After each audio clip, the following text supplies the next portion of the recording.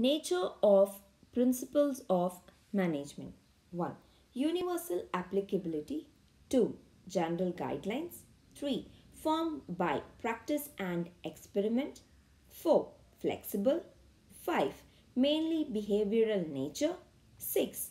Cause and effect relationship. 7. Contingent. Let's go with the first point, universal applicability. Principles of management is applicable to all types of organization at all levels and at all times. Applicability depends upon the nature of the organization, scale of operation, business activity, and so on.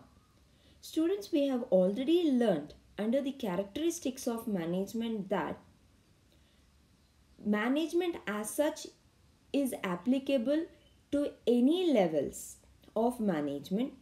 It can be applied to any type of organization. It can be small, big, profit, not for profit, service, manufacturing, and so on.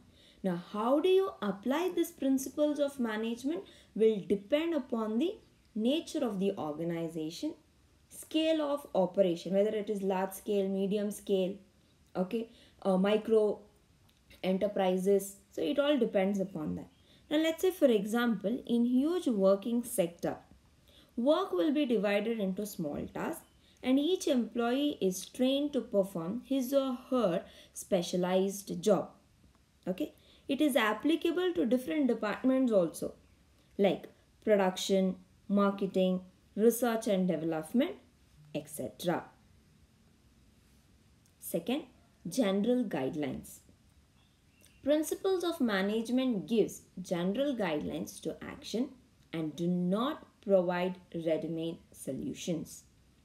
Real business situations are very complex and dynamic and are a result of many factors. Remember students, principles of management are just the guidelines to take decision. It is not the ultimate solution that is being provided to the manager.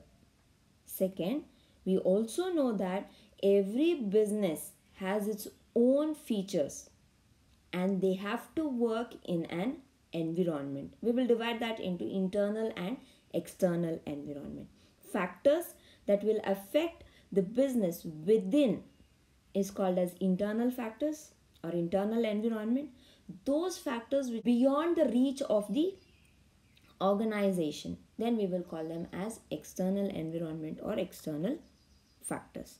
Now, for example, business will face challenges like change in governance, sudden changes in political setup, change in technology, environmental conditions. Now, for example, if you take up the present situation, because of the present situation, the business has to modify their working pattern.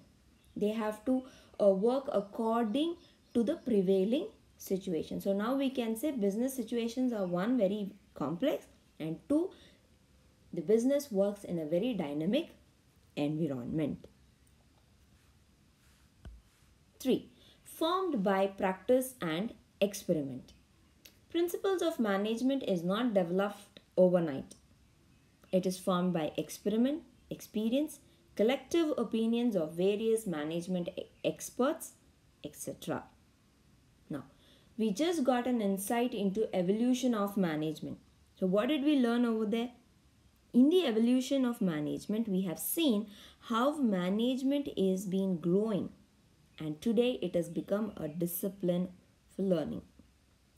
We have seen how, various contributors, thinkers, engineers have contributed to the development of principles of management. Well, of course, in the following topics, we will be learning about the two important contributors and what are the kinds of experiments they have done at workplace and how those experiments have been very useful and how a business can take up scientific decisions. Well, we will learn all these things in the upcoming classes. Point number 4, flexible. Principles of management can be modified by manager according to situation. Principles are like different tools where manager can use the tool as per the circumstance.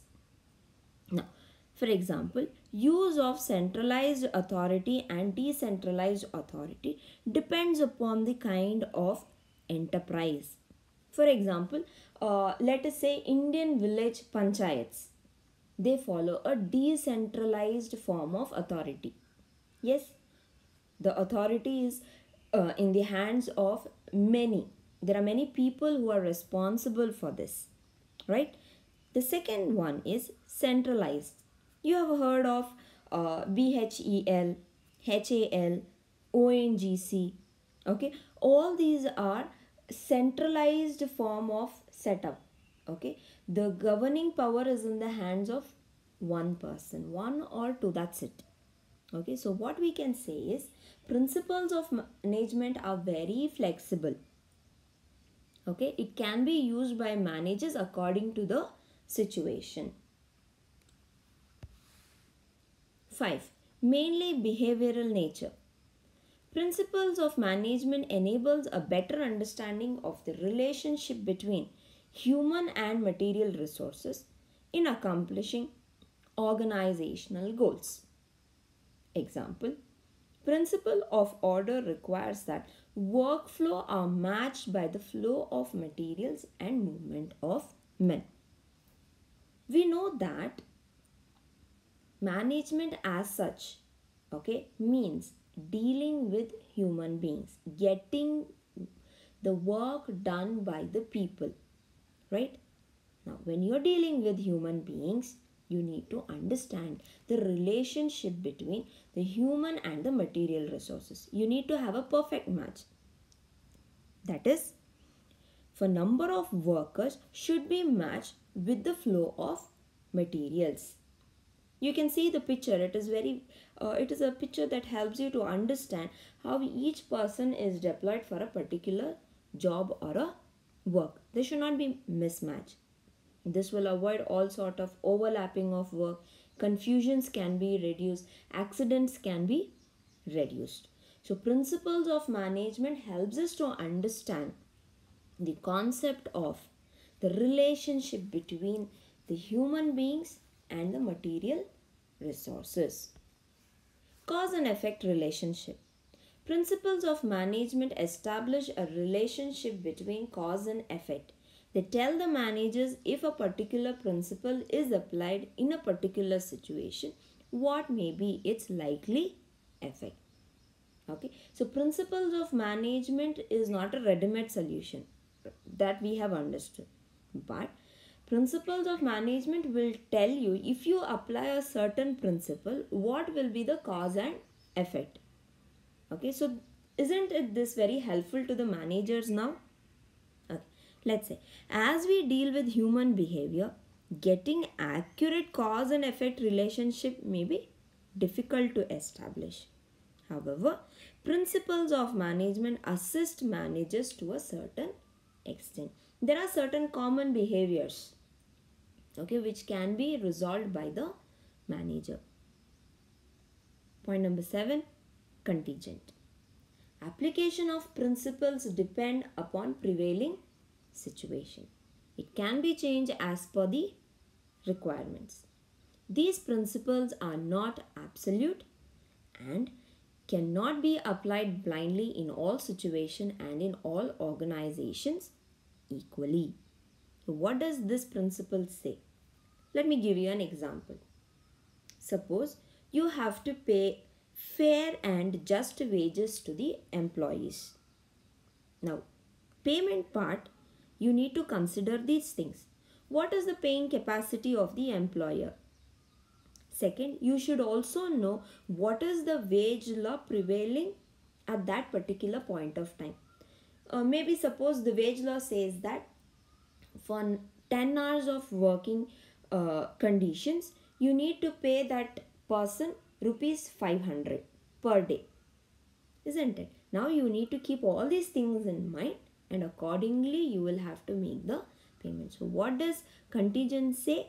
That application of principles depend upon the situation and it can be changed as per the requirement. Let's say The wage law in the current situation may be saying that you should pay rupees 900 per day for 10 hours of working environment, isn't it? So according to the situation, you need to use your principles of management. You cannot simply apply all the principles in your organization. The reason is all organizations are not equal. Thank you.